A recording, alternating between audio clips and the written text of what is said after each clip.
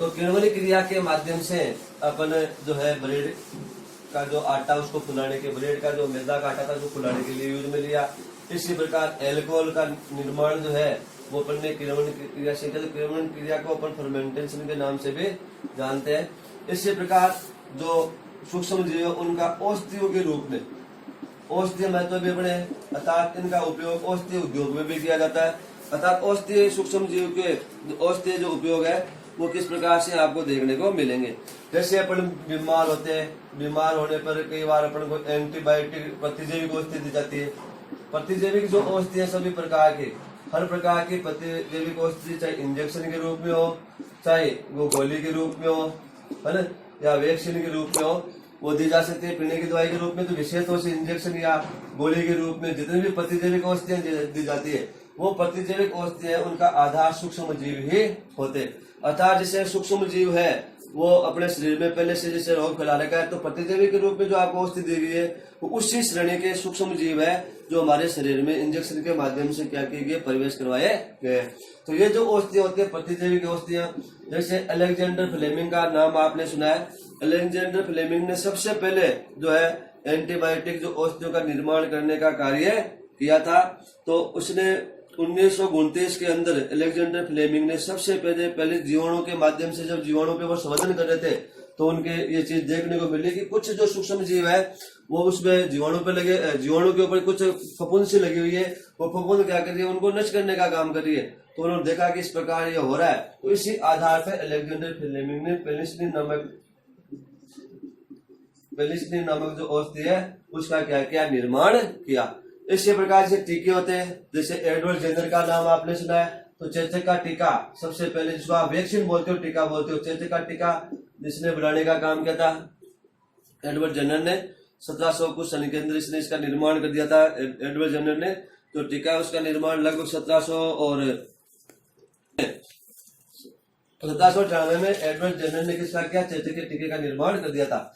तो औषधियों के रूप में अपन जो विभिन्न प्रकार की औषधियां यूज में ले रहे, उन औषधियों का निर्माण जो किया जाता है उसका आधार भी क्या होता है, सूक्ष्म जीव ही होता है। तो सूक्ष्म जीवों के माध्यम से विभिन्न प्रकार की औषधियों का निर्माण है किया जाता है। तो प्रतिजैवी के रूप में, औषधियों के रूप में जो वर्तमान में कई प्रकार के प्रतिजैविक अपन यूज में लेते हैं, जैसे पेनिसिलिन औषधि है, स्ट्रेप्टोमाइसिन है, जैसे टेट्रासाइक्लिन है, इरिथ्रोमाइसिन है, अनेक प्रकार के जो प्रतिजैविक औषधि है वो मार्केट के अंदर आपको देखने को मिल जाती है और सामान्यतः अपन इनके को क्या करते हैं, यूज में लेते हैं। परंतु इस प्रकार की ये जो औषधि है प्रतिजैविक औषधियां, इनका उपयोग बिना डॉक्टर की सलाह के नहीं करना चाहिए। डॉक्टर की सलाह के बिना यदि इनका आप उपयोग करते हो तो ये आपके लिए नुकसानदायक होती है, क्योंकि ये प्रतिजैविक औषधियां क्या करते हैं, सूक्ष्म जीवों को नष्ट करती है। तो आपके यदि कोई रोग नहीं है, बिना सलाह के थोड़ी बहुत तकलीफ हुई, आपने एंटीबायोटिक ले ली, ये औषधियां ले ली, तो ये क्या करेगी, आपके शरीर में जो लाभदायक जो जीवाणु शरीर में पहले से विद्यमान है उनको भी क्या करते हैं, नष्ट करने का ये कार्य करते हैं। इसलिए ये प्रतिजैविक औषधियां जो है हमारे लिए आगे जब हम बीमार होंगे तो हमें अधिक मात्रा में लेनी पड़ेगी और हमारे लिए क्या होगी, नुकसानदायक भी है। इस प्रकार के प्रतिजैविक जो औषधियां आप यूज में लेते हैं उनका उपयोग बिना डॉक्टर की सलाह के नहीं करना चाहिए, क्योंकि यह प्रतिजैविक औषधियां क्या करती है, हमारे शरीर में जीवाणु जो लाभदायक है उनको भी मारने का काम करती है, इसलिए वो नुकसानदायक हमें हो सकती है। तो प्रतिजैविक औषधियां डॉक्टर की सलाह के अनुसार ले, डॉक्टर जो बताता है उस हिसाब से ले, और इसका एक समय होता है 3 दिन, 5 दिन, 7 दिन, अलग अलग रूप में अलग अलग एंटीबायोटिक से वो दी जाते हैं। इसी प्रकार जैसे आपने नाम सुना टीका, तो टीका भी एक प्रकार से औषधि के रूप में दिया जाता है। अर्थात रोग होने से पहले, रोगी होने से पहले हमारे शरीर में ये प्रवेश करवाया जाता है। प्रवेश कराने का तरीका इंजेक्शन हो सकता है या प्रवेश कराने का टीका वो मुख के द्वारा जो बूंद के रूप में दिया जा सकता है। जैसे आपने polio vaccine OPV oral polio vaccine का नाम सुना है, जो भारत में भी एक अभियान के रूप में चल रहा है, तो ये भी क्या एक प्रकार का टीका ही है। इसी प्रकार से हेपेटाइटिस है, हैजा है, फ्लू है, आदि के टीके समय समय पर, जैसे क्षय, चेचक आदि के टीके आपने नाम सुना है, समय समय पर समय के अनुसार लगाए गए। तो ये टीके लगाने के पीछे उद्देश्य ये होता है कि आने वाले टाइम में आप इस रोग से ग्रसित नहीं हो। तो रोग से ग्रसित नहीं हो इसके लिए जो ये सूक्ष्म जीव है, अर्थात वह जीव जो रोग फैला रहा है उसी सूक्ष्म जीव की मृत अवस्था, यानी मरा हुआ या बॉइलिंग किया हुआ ये सूक्ष्म जीव है वो आपके शरीर में डाला जा रहा है। तो ये जो शरीर में प्रवेश करेगा तो आपका शरीर का प्रतिरक्षा तंत्र क्या करता है, इसके लिए आवश्यक जो उत्पाद है वो तैयार करेगा, प्रतिरक्षी का निर्माण कर लेगा। किसका निर्माण कर लेगा? प्रतिरक्षी का।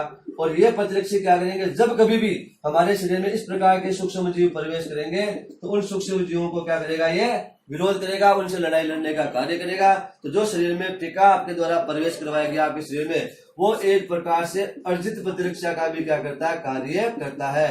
हमारे शरीर में प्रतिरक्षा दो प्रकार की होती है, एक होती है जन्मजात प्रतिरक्षा और एक होती है अर्जित प्रतिरक्षा। तो जन्मजात का मतलब माता पिता से आपको जन्म के समय जीर्णोशरीर मिलती है, और अर्जित प्रतिरक्षा जो होगी वो बाह्य वातावरण से इन टीकों के माध्यम से हमारे शरीर में क्या की जा रही है? प्रवेश करवाई जा रही है, जो हमें रोगों से लड़ने की क्षमता प्रदान करती है।